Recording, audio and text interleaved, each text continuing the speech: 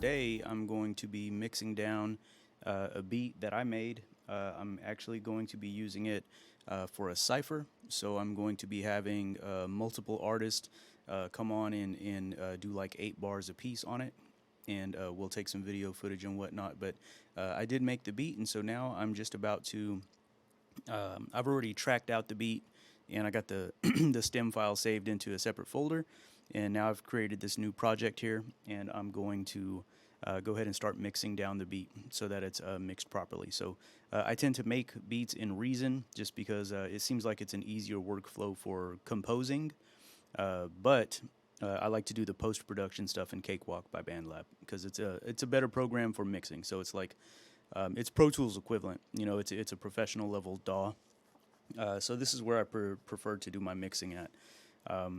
And I may or may not get through the whole mix today because the camera that I use actually is a DSLR that I have set up to use sort of as a webcam so that I can either stream with it or record with it like I am right now. And so the battery tends to die after maybe about 45 minutes of running. So we'll see how much of this I can get through, and I'll kind of just work as quick as I can. So maybe I won't do as much talking as I normally would or explaining what I'm doing, but I'm kind of just going to just move quickly and see how quickly I can get through it. And then also, too, when I'm working like this, I do have headphones on so that you don't get a feedback loop through the microphone.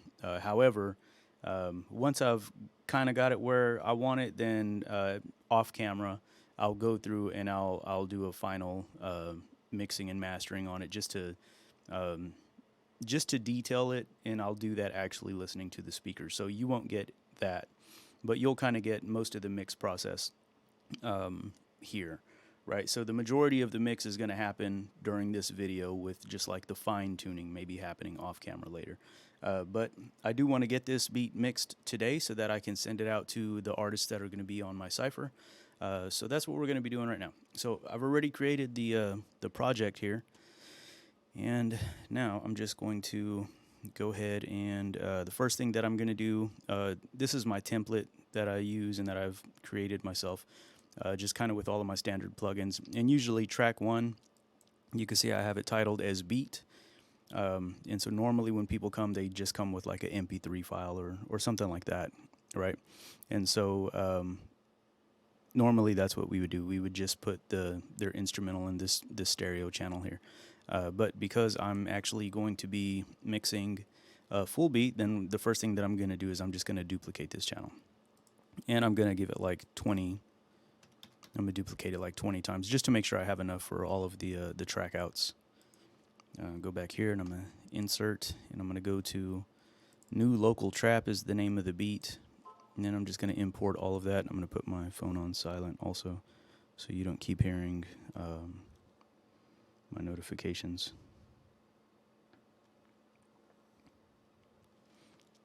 Okay, so these are now imported. I'm first just going to give it a quick run. I'm just going to play it real quick and just make sure that everything is where it's supposed to be. But before I do that, I'm going to find the one that says master section, and I'm going to mute that one out because this is the whole beat all kind of mixed together.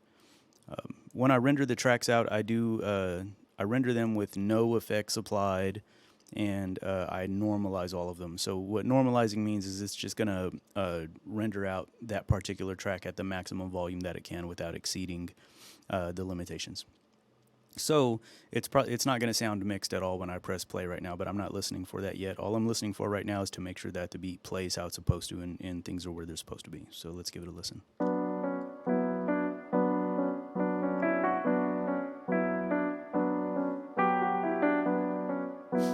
So far, so good. King on the track.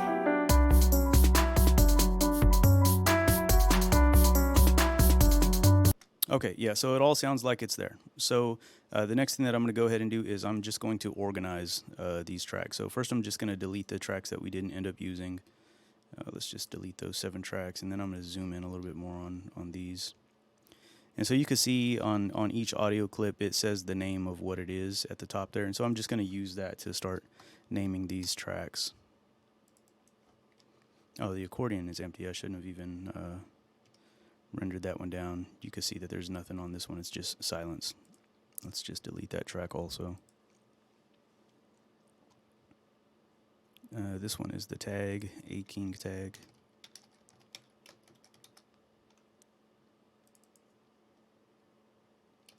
Big 60s brass.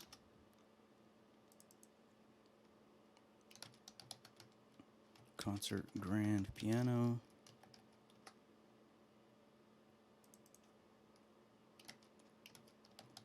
Concert grand piano 2.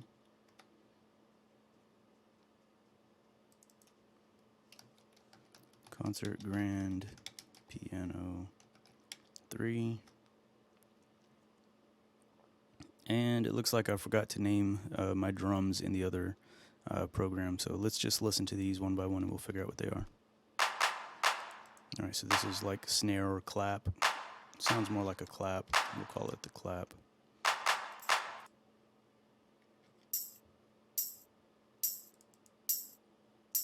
This is like a tambourine. I probably spelled that wrong. Whatever. Shaker. Snare. Kick. Oops.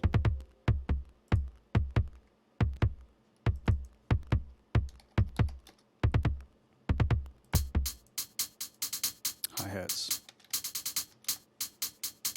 Okay, so I've got them named now, and then generally what I'll do is I'll arrange them from like the fattest. Well, I'll put the percussion instruments and the bass up on the top, and I'll color code those in red, and then below that I'll put the melodic instruments. So first let's do that. So my 808 is already up top here, so we're going to leave that one where it is, but we'll color code it red. The tag I generally just bring all the way down to the bottom because it's like a vocal track, and then after that all of these channels will be vocal tracks. So we'll move that down there, and I'm going to just color code that one. I don't know, we'll say blue. Big 60s brass, that's a melodic instrument. Concert grand, all three of these are melodic instruments, so we'll do all of those green also. And we've got a clap, bring that up by the drums. The kick is going to go on top. So I generally, I'll order them from like the fattest instruments down. So the 808, and then the kick, and then the snare. And then the clap, because the clap is almost like a snare. And then the hi-hats, shaker, and then the tambourine. Okay, but all of these are like percussive type instruments. So these are more dynamic instruments, and these are melodic instruments. So now I'm just going to take the rest of these, and I'll mark these all as red too. Now over here on the right screen on my mixer screen, I'm going to make sure that all of the instruments in red, I'm going to send those straight out to the mix down bus, so that they don't get as much processing as all the other stuff that'll get grouped. The green channels, they're going out to the beat bus, so they'll get a group bus also, and then of course all the vocals go into a beat bus. And the tag, I'm going to also send that to the mix down channel, so it goes kind of directly to the mastering. Okay, so now I have those in order. I want to go ahead and establish my BPM. I can do that just by looking at the other program here. So we're looking at 140 BPM. So generally you make it in double time, right? So even though it says 140, it's probably half that, right? So it's 70 beats per minute is what the actual BPM is. So I'm going to do 70. That way when I start recording other people and whatnot, everything is kind of lined up to the grid. But other than that, okay, so we're done organizing. And I generally start everything at the second bar. So I've got a little bit of buffer at the beginning. And I'll grab just like the master section here, or just any kind of piece of audio. And I'll open it up just a little bit to this little marker that I have at the front. And that just gives us like a couple of milliseconds of start time. So when you press play, there's a couple of milliseconds of silence before the beat kicks in. And that just, it feels comfortable to people when they listen to it, right? If you have a beat that starts immediately when you press play, a lot of times that the starting of that song sounds rough, or even maybe you don't get the very first beat right because whatever you're listening to it on, it hasn't had time to even process stuff yet, right? So you tend to miss like a little bit. So I leave a little bit of silence at the beginning, and that's just a common thing that most producers would do anyway. Now I've got a little bit of time at the end here. It looks like just one measure. And I'm just going to listen to that and make sure that the fade out is good to go on that. So like instruments that have a reverb or like a natural reverb built into them or something like that, at the end of the beat, there might be like a tail, where the sound is still making some noise. And I don't want to just hard cut that off. So I want to make sure that we still have that. And if not, I'll re-render down the tracks again, and I'll add another bar or two worth of time for those things to sizzle down. But let's take a look. King on the track. Yeah, and that was pretty comfortable right there. Okay, so we'll leave that like it is. I am going to just do a bit of a fade there at the end. Cool. All right, otherwise we're going to leave it like that, and we're going to go ahead and now start mixing.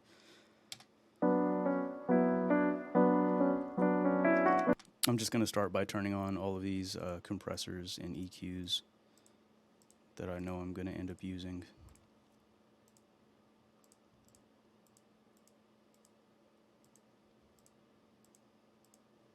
And almost every single time, well, I could probably just say every time, I end up doing a side chain compressor to the 808 that's ran by the kick. So every time the kick drum hits, the side chain is going to duck down the 808 just to let the punch kind of come through that. So I'm going to go ahead and set that up. So I've created another compressor here, and I'm going to go ahead and now create a send from the kick drum, and I'm going to send it to that compressor that I just copied over.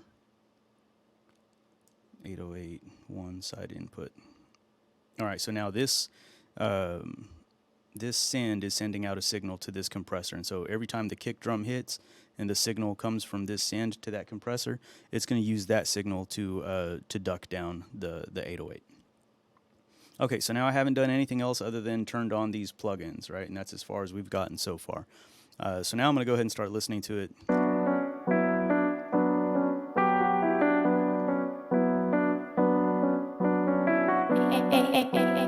King on the track.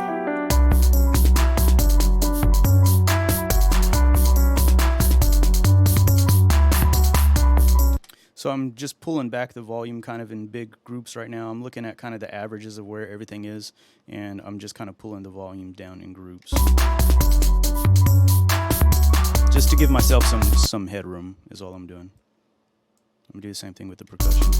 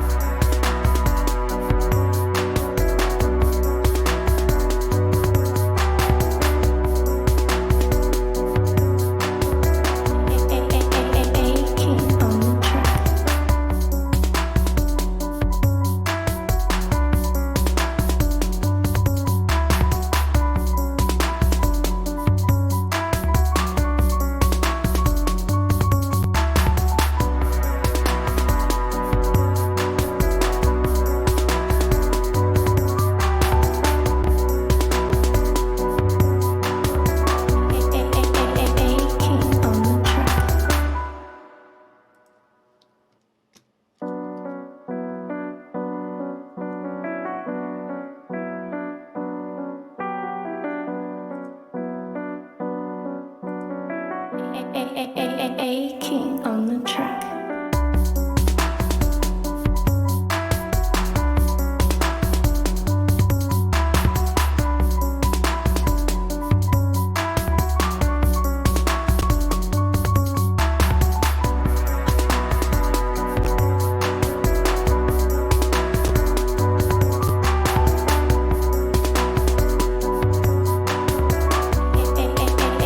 king on the track.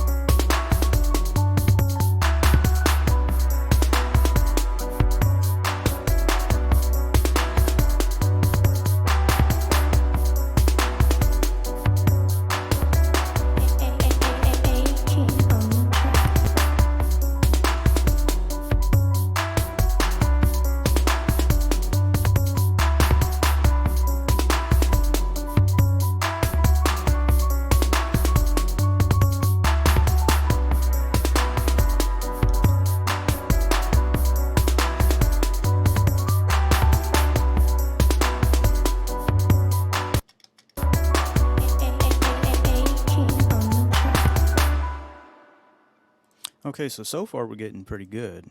It's sounding pretty good already.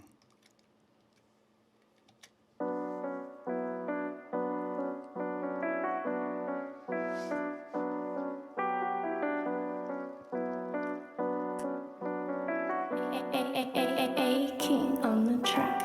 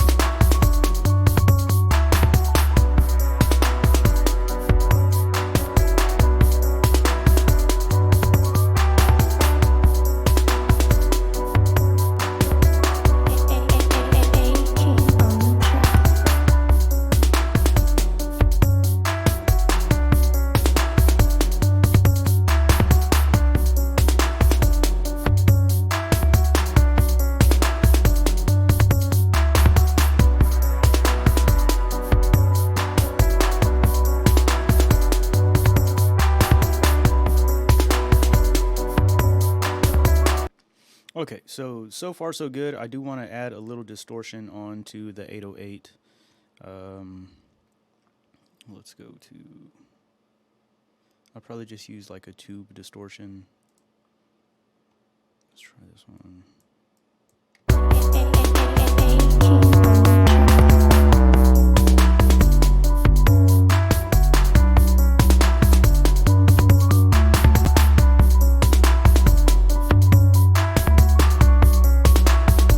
Okay, and now let's set up, and I'll probably revisit that distortion too to kind of fine tune it. I just got it kind of to where I could hear it.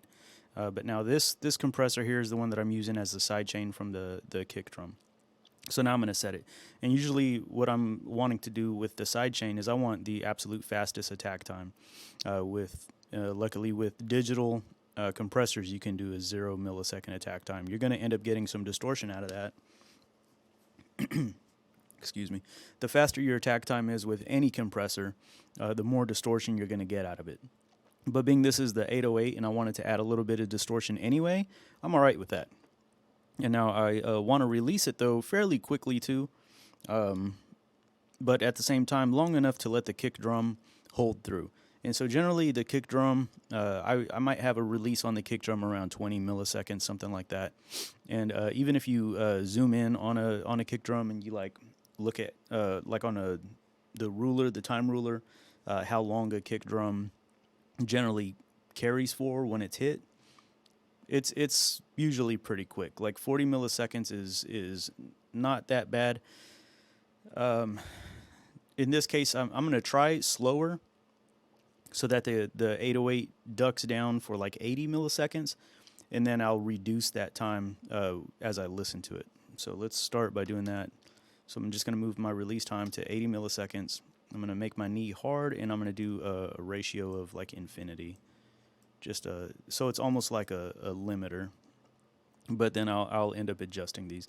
And the only difference between running a compressor this hard and using an actual limiter is that a limiter doesn't have a release time, right? So compressors have attack time and release time, and other functions like your ratio and knee, and limiters are just a hard cutoff, right? So I don't want to use a limiter on this, but I do want to run a compressor pretty hard, all right? So now I'm just going to listen to the ducking effect that's going on where we're at right now, and then I'll adjust it to taste.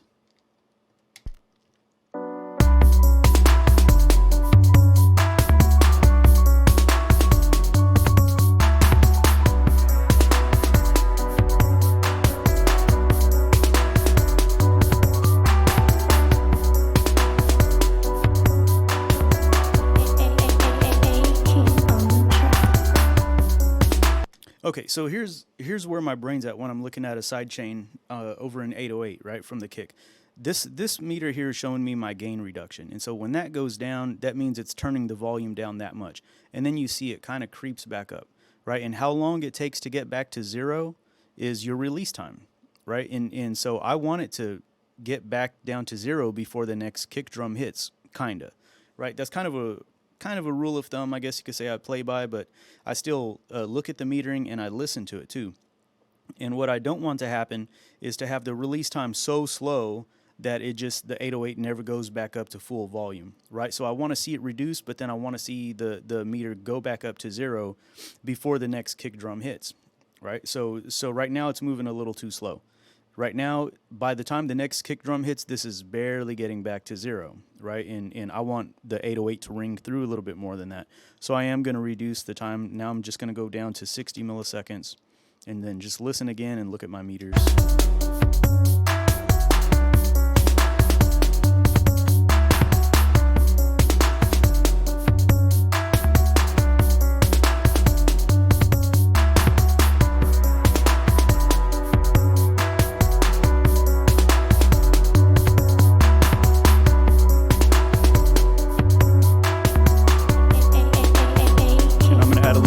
Distortion.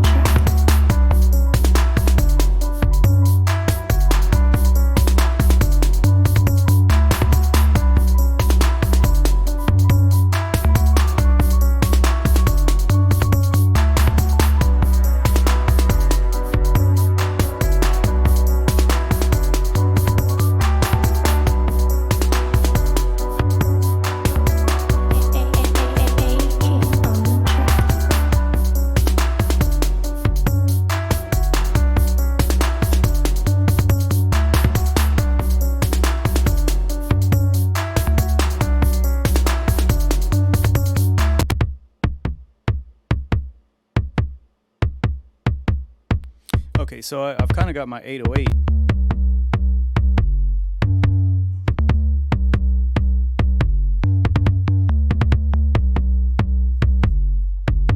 I got my 808 where I want it, but now I still want the kick drum to sound a little bit beefier, right? So I am gonna go to my EQ on that, and I'm gonna fatten it up, kind of in the. So watch, I'm gonna put this. Well, this spectrometer actually is on the very end of the master channel. So this is showing us everything that's going through. However, I want to look directly on this channel though too. So I'm gonna grab another one and put it directly on here, and I want to look at that one, and I want to look at my EQ, and I want to see kind of what the frequencies are looking like just on the kick drum. Okay, so you see there's a lot of information coming down here, way like down at 20 hertz that we don't even hear, right? We don't hear that stuff, but we'll feel it. However, it also, when you have stuff that you can't hear going on the bass end, it's going to affect all of the compression and everything else after down the line, right? So I do want to just go ahead and get rid of the low end that we can't hear. So I am going to put a low cut, a pretty sharp low cut.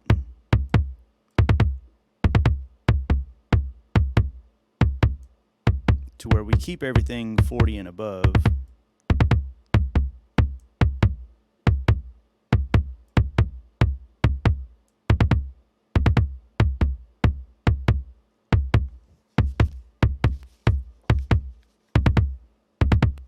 Okay, so now we're looking better there. The kick is a little bit tappy, right? And so you can kind of see there's a bit going on here. Now, the way the human ear works, kind of, we level to us is like a 30 or a 3 decibel per octave drop, right? So if it comes down at an angle like this, that's actually going to sound level, right? So you can see there's a bit of a downhill slope going on here, but here it kind of levels off. So this would almost be like a peak. And so this is looking right around 2K. So I'm going to go to 2000 hertz on my EQ. And not with a really sharp curve. I'm going to start with the sharp curve just to pull it down and see where it's at. But then I'm going to soften that curve up, and I want to pull out a little bit of a wider area there. There you go. And now see if I bypass that, you'll hear the difference.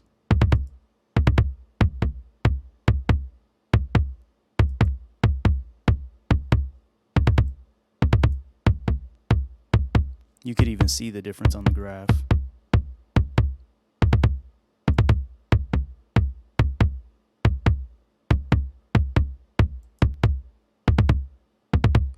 All right, and then you can see kind of in this section here, maybe there's a little bit less going on than I would like to. And this is between the range of, let's get her back going again. Let me just take it from the front. Between like 200 hertz and 800 hertz, there's a bit of a deficiency here. So I am going to get a little bit of a boost going on there just to fatten it up.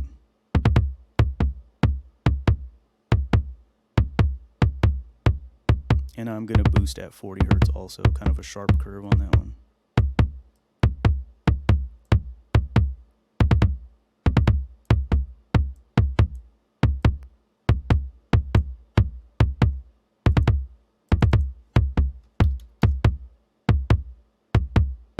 Oh, we'll say 400.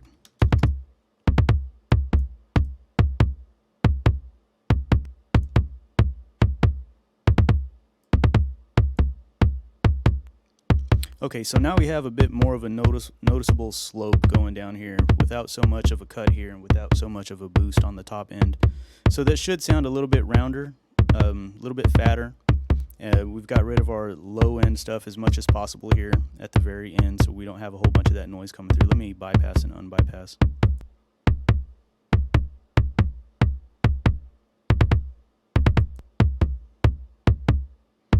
Yeah, I want to add a little bit more back.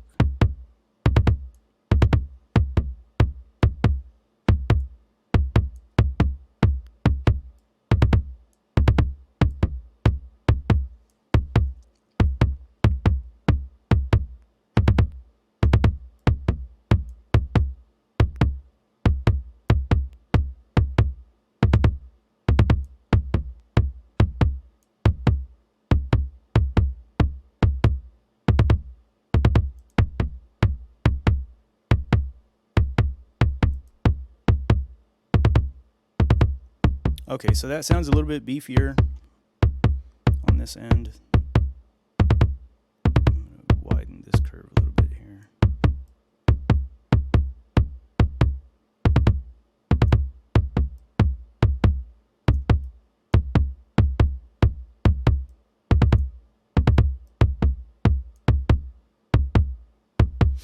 Okay, so now I just want to hear it with everything.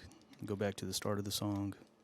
Where are we at? We've been recording for just about 40 minutes, so I think my camera is going to start running out of time pretty soon. So I'm going to try to wrap this up.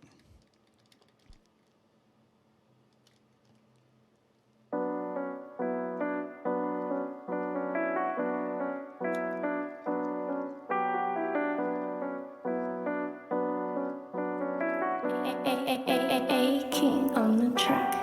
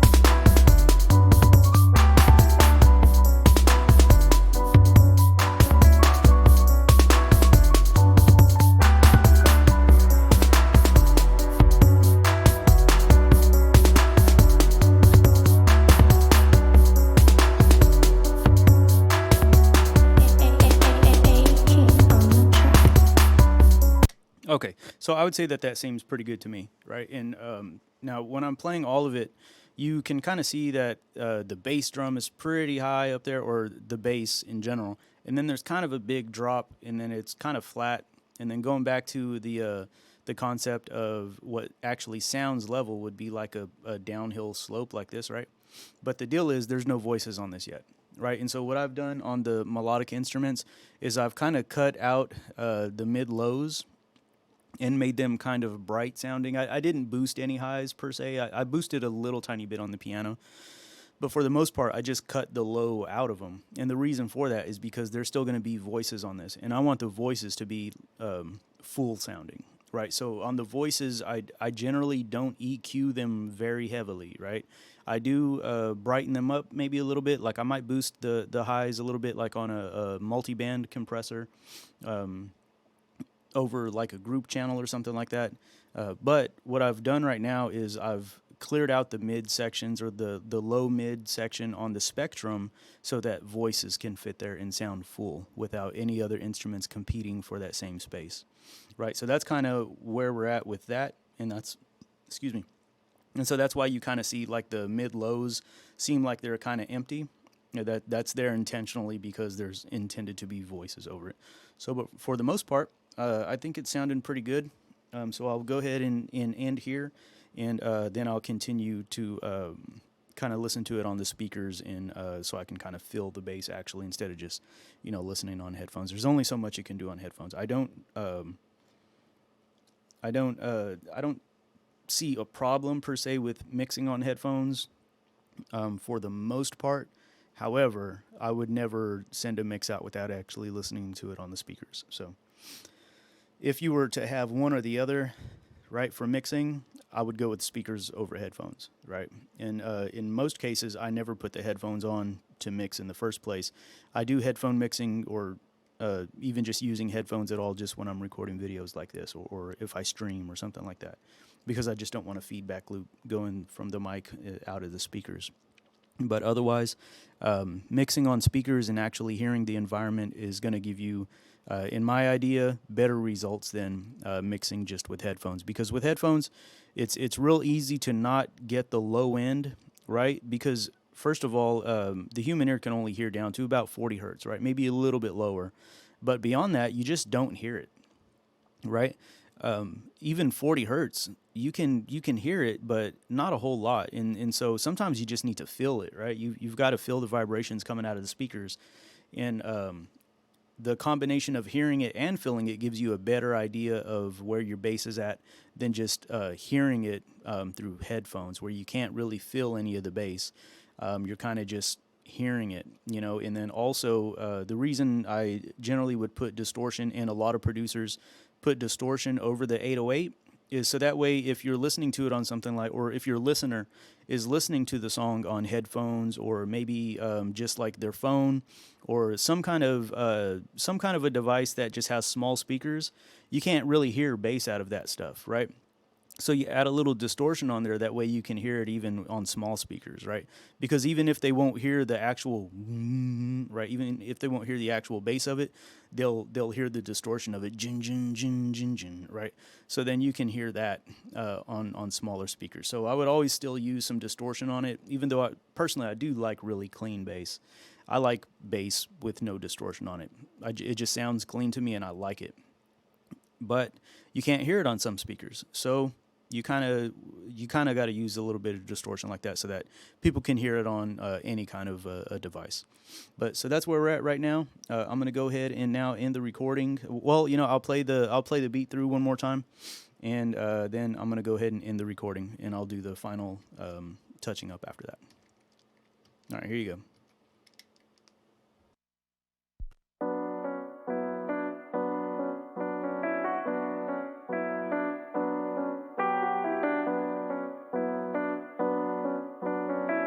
A King on the track. A King on the track.